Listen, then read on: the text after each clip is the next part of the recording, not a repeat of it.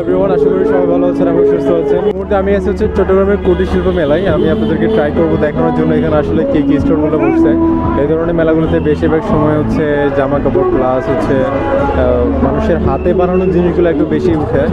তো দেখা যাক আজকে আসলে কী কী জিনিসগুলো উঠে। আমি কোনো কথা বলবো না পুরো ভিডিওতে, জাস্ট আপনাদেরকে দেখাবো, আপনারা সাথে এনজয় করবেন।